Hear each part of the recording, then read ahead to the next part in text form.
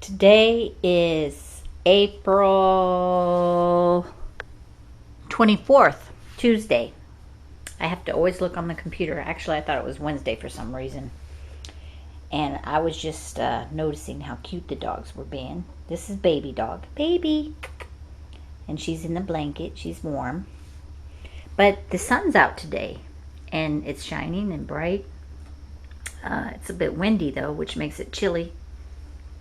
So I guess that's why baby dog's in the house. And there's the old girl. She's in her crate, nice and safe and all curled up in her dog bed. Very comfy.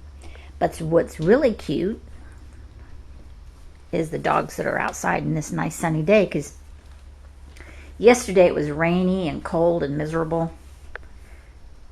And because it's so cold and miserable, of course, you gotta make chili on chilly days, right? And there's my pot of chili. I'm letting it cook down and let everything get nice and done and all the flavors to blend. And we'll have some hot chili tonight for dinner. And Tim likes chili and cornbread. So we're going to have chili and cornbread. My coffee I just reheated, a second cup. But the dogs are being so cute. Oh, maybe they're not being cute anymore because I went and got the camera. Anyhow, there's Bitsy. There's Beau. There's Barnaby. They were in this circle right here having a sun bath. Just baking in the sun. I looked out the window and I saw something black on the ground and I was wondering what it was. Where's Bart? I see Bitsy and Barnaby and Beau. Where's Bart? Bart! There he is. There's Bart. Okay. Yeah, it's a little bit blowy outside. A little bit chilly.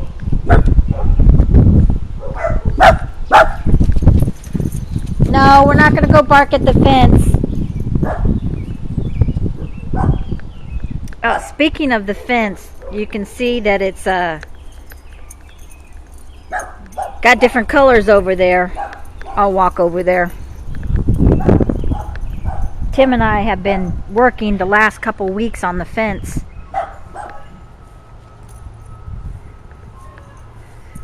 Last year during the hurricane and the great amount of rain and water that we had, it was pushing against the fence and it caused the wood to soften up and start to bow outward towards the neighbor's yard and lean a lot.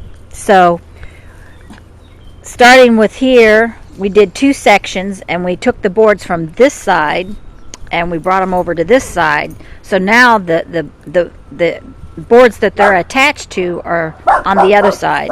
It was just the opposite. So since they're getting pushed this way, we've got the boards behind and hopefully that'll strengthen them. And that's why you can see the stripes on the boards at the top. Right here. And this is a new slat. There's a new slat there. But he used to have, I guess that would be 1x4s behind it. And the 1x4s were attached to the posts. And then the slats were attached to the 1x4s. Now we're going with 2x4s. So the supporting, what they're attached to is twice as thick. And instead of nailing them to the outside of the post, they're attached to the post by board hangers, little bits of metal. And they're not on the outside of the post to where there's constant pressure outward, but they're this way attached to the post by these brackets. And I would think it's way stronger. Let me see. Yeah, see, it's much more solid. But we did 2 sections one week, and then this past Saturday or Sunday, we did 2 more sections. And as you can see, the old way that we used to do it, we have 5 more sections to do. And I don't know if you can see this one right here. See, it's bowed in a good, I don't even know. And you can see, I'm trying to take a picture of the bowing, especially at the top of this one section here. I mean, it's just really bending inward. And before it was bending. See how much it moves? See how bouncy that is? And this wood here, it's only, like I said, it's only a 1x4, and it's attached, as you can see, to the back of the support. So he's putting brackets here, he's putting 2x4s in the center, and then we're attaching the wood to them. And so this support is going to be twice as thick, and it's new and a lot stronger. We also talked about maybe adding more posts in between, but I guess he's not going to do that. We're going to do it this way first and see if this is sufficient. And yeah, I mean, it's just right here behind the swing.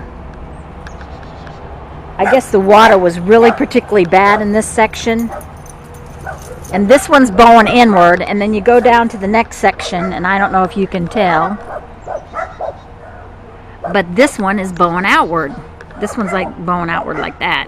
This other one's bowing inward, and this one's bowing outward. And it's like, it's got to be, the bow in the wood has got to be at least as deep as 10 to a foot, 10 inches to a foot. I mean, it's an incredible bow. And I'll shake this one for you too. You see how weak this fence is? So we're gonna do these two sections next, and they desperately need to be worked on. And then my other suggestion is to get the wire fencing like we did on the other side of the yard and attach it to the fence, and then lean it out about, I guess over there we did about 4 inches, so there's a wire fence and a gap. I'm talking and not taking pictures of my gestures, but the wire fence would be leaning outward, at about as far as a length of one of those boards down there, about 4 inches, and that puts a gap so the dogs can't get right at the base of the fence and dig. Here we got wood. We're putting the wood back, but we're as you can see, we took the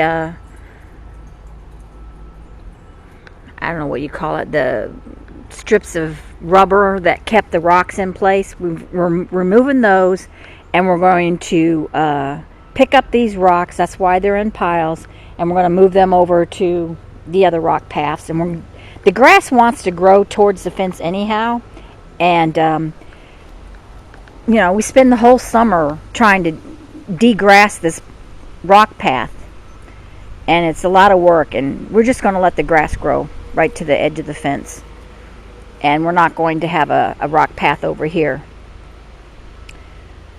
This fence and the dog behind it is not as a big a threat as on the other side of the yard, but this dog over here is a big dog, and I'm sure that he's got the strength and the power to kill one of my dogs, so we don't want him to get under there. We don't want them to get together and hurt each other. So I hope that we will put this wire in front, and then like this board here, this board needs to be replaced. See this crack? They get that neighbor's dog's going to come up to this fence, and he'll stick his nose in there and he'll push on it, and that eventually loosens the screws. And because they're attached to the board this way, if they get loosened, he can push through. That's why I want that wire fence here, so there's 2 barriers, not just one, because on the other side of the yard we have 3 barriers. There's 2 wood stockade fences and that wire fence barrier, 3, because the danger over there is greater. But on this side we just have the fence barrier and the rocks, so they can't get under there. But I want to have 2 barriers in case one of the slats comes loose, and they do time to time, and then there's a gap. Our dogs can go right through one slat gap. They can go through there. So if a board comes loose, we have the backup system of the wire fence, and they won't be able to get through. So redundancy is the name of this game, because they're constantly looking for a way to get into mischief and escape.